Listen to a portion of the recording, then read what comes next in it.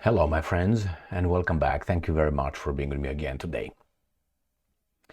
I told you on a few occasions that I don't like when my predictions come true, some of them, especially, or the bad predictions. So I don't like when I say I predict this could happen, or I say based on my assessment, I'm 99% certain that this is going to happen.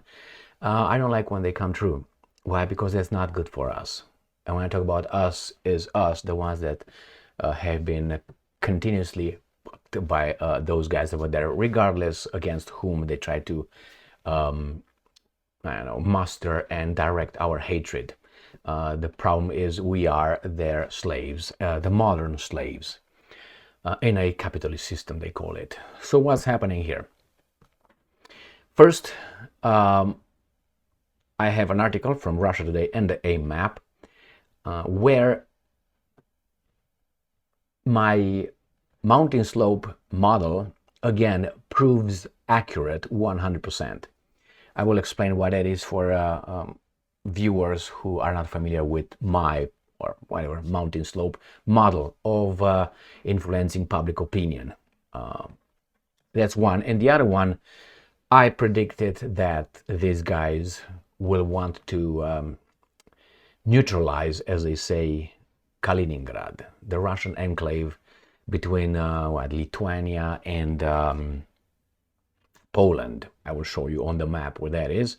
And that will make the Russians, as a consequence, to deploy nuclear weapons over there. That's about to happen. That's a prediction of mine. If these guys keep pushing, the Russians will deploy nuclear weapons on Kaliningrad territory. And then again, you're going to hear those guys yelling and crying and do all that usual garbage that we are the victims. So let me show you this article. This comes from Russia Today. Ex-NATO commander calls for Russian region to be neutralized. James Stavridis has called Kaliningrad a, and I'm quoting, geographic wedge between the bloc's members. So Stavridis is an ex-NATO commander. Mountain slope model. Decisions have been made before they activate an ex, a former. That's how they started. I always say this. They activate one of the generals who has no authority anymore. He's an ex, a former. Why? You can't hold the country liable. But he's making the first statement. Pay attention. You're going to hear always a former something. FBI director, former general, Air Force, this and all that. They start with these guys. And they will say, well, we should send tanks to Ukraine. Just give you an example. They apply the same rule when they send juveniles, whatever they are, let's call them bazookas, okay? So one, and then when they send howitzers, when they send short-range missile systems, and then HIMARS, then Patriot, then armored vehicles, then tanks, now airplanes, everything but troops. They did it the same way all the time. Started with a former something, saying, hey, maybe we should do this, raising the ball like in volleyball. Puck! You put it up, you spike it, you put it up, and you wait for the guy to slam it within 3 meters or whatever it is. So that's what it is. Now you have this guy. And then after that, there's going to be the mass media, pick up the garbage. It goes up and say, yeah, maybe, we should discuss this. And then they say, no, because there will be an escalation. And then it goes to something else. You're going to have a politician, someone already with authority. Yes, maybe you should do this. That's an escalation. We should do this. We should do that. And then he's going to say, White House, a correspondent, media correspondent would ask an imbecile, the White House spokesperson, what do you think about that? No, category no. It's already out there in the White House. And then it's going to be Biden issued a statement saying that it will not send tanks to Ukraine like he did. Right? That's the maximum. And then, yes, we will. It always worked with all the examples I gave you, starting like that, ending. The decision has been made a long time ago. We will send tanks over there. We will send everything. But this is the plan. The baboons have a very short attention span, about 3 minutes. So when we want them to forget something, we say it one time and then wait 3 minutes, they're done. Now, if we want to make them remember something, we have to condition them. How? Within 3 minutes, until they lose it and they start eating each other's fleas again, they are distracted. I mean, that's their job actually, the baboons. So before the 3 minutes, expires, you come again and you come again and you come again with new information or the same thing, repetition, Pavlovian reinforcement. Give them this, and they will be before they go to eat the fleas from one another. Boom! And then you escalate it gradually. You don't want to spook the baboons. The baboons are easily spooked. If you tell them no beer anymore or no fleas anymore, they're dead. Okay. You don't want to spook them. You start slowly, with the questions by a former general. So let's see what this imbecile has to say. He's not an imbecile, actually. He's playing a role. That's what he's doing. That's what he's doing. Former NATO Supreme Allied Commander James Stavridis has suggested, they just get the ball, put it up in the air, that the US-led military bloc members should, quote-unquote, neutralize as well after you take it. Neutralize Russia's westernmost enclave of Kaliningrad if Moscow seriously endangers the security of the Baltic states. Now, seriously endangers the security. According to whom? Let's say I am here and you are about 10 meters away from me, unarmed. 10 meters, that's about 11 yards, right? Or 30 some feet, far away from me. And you step one time towards me. You seriously endanger my security. We should neutralize them. How? With the bazooka, goddammit. Boom. Well, according to my feelings, my situation, I felt seriously endangered, my security. So you see, the Baltic states can do this whenever the Russian says, hey, Baltic states, stop talking shit. That's exactly how it is. So again, we are the victims. Why? The Russians in danger, seriously in danger. Now, seriously is according to each other's sensitivity. I can feel seriously threatened by your approach 10 meters away from me. First step. Maybe you don't feel, or a normal person would not feel threatened, 5 feet, 1 meter, 2 meters. Why? Because within 1 meter, he can do something to you, right? He can kick you, he can punch you, he can spit at you, considering, let's say, given that he doesn't have a weapon or anything. So, that means the ball is in the air. And they will do it, they will try to do it.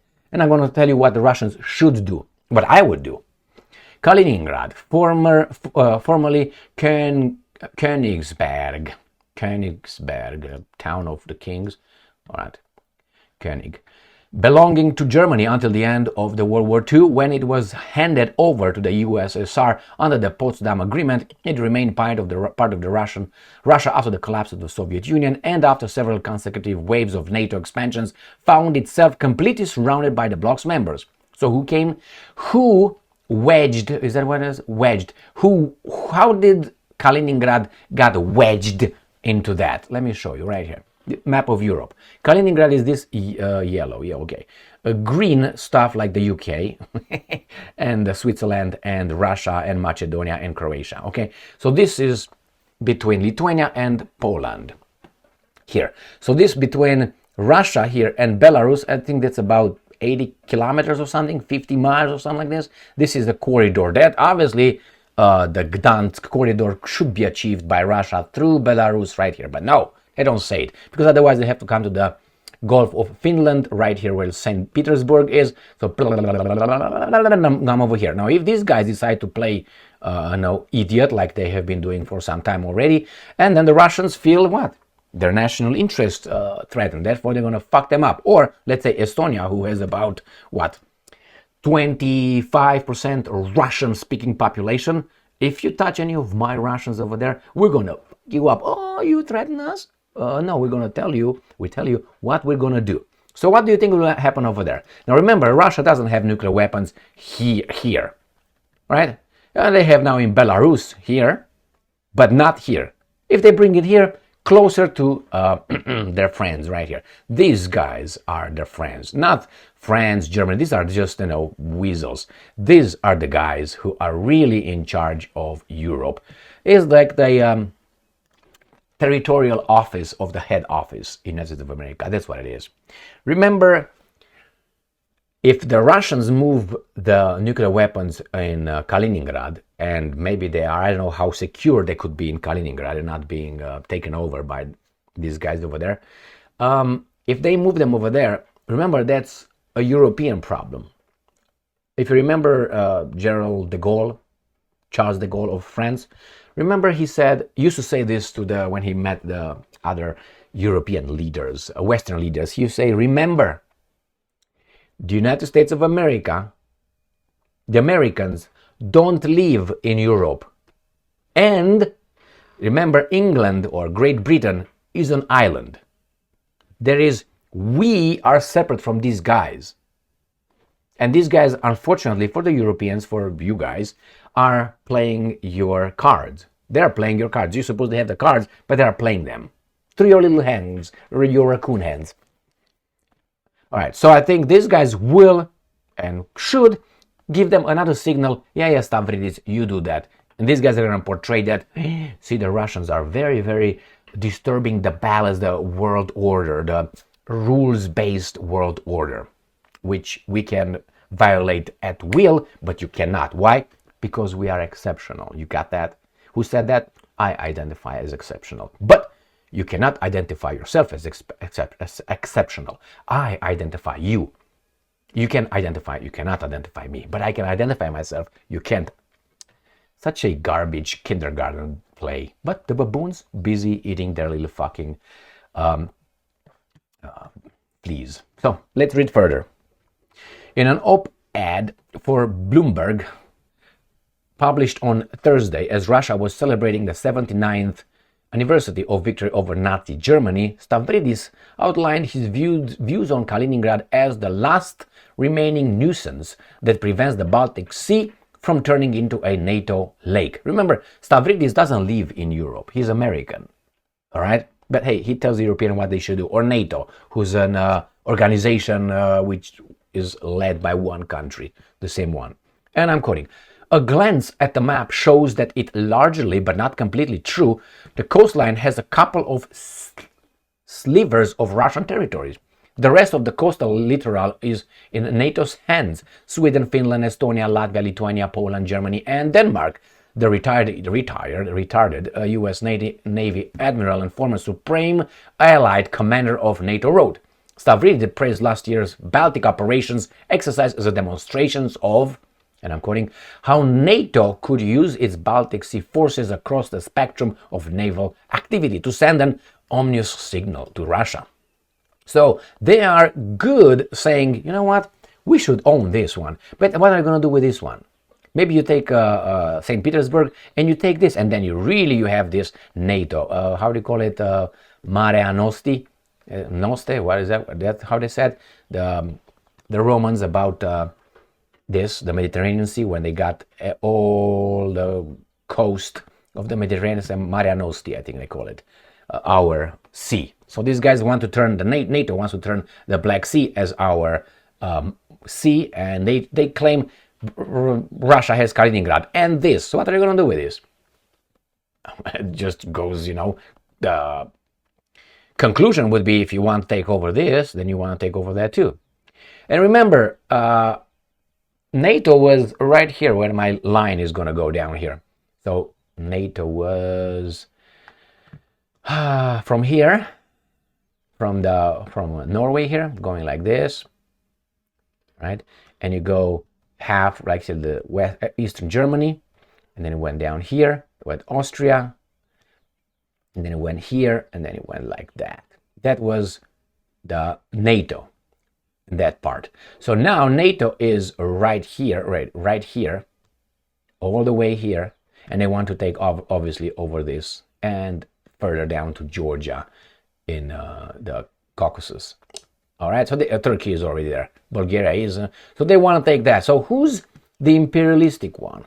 Who's the expansionist one? And they do it in the name of so-called self-defense. So I will come and neutralize your house, take your wife if she looks good, take your car if it's good, and take over because I'm afraid you could attack me. In my right of self-defense, I will go and preemptively take over your property or whatever you got over there.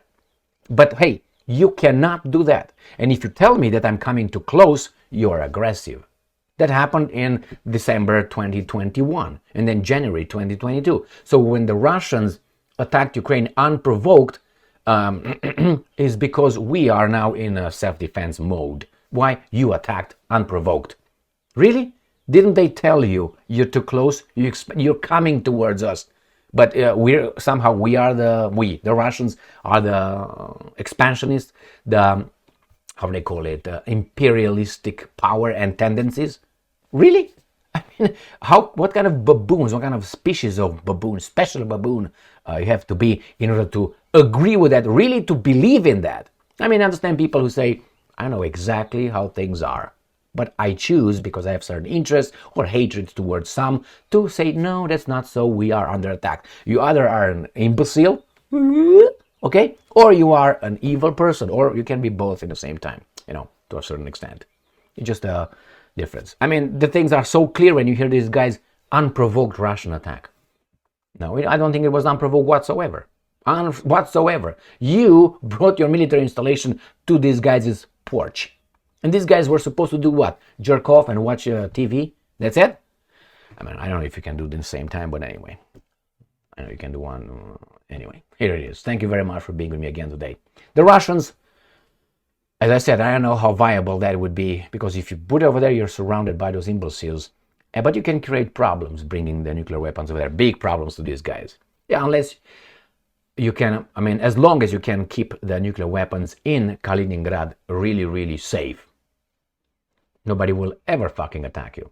And if they do, it doesn't really matter, because you're going to shoot them from the Russia mainland, let's put it this way. You're going to destroy them all. But they don't. They are just, partners. Stay strong, stay smart, look for the truth, and be just.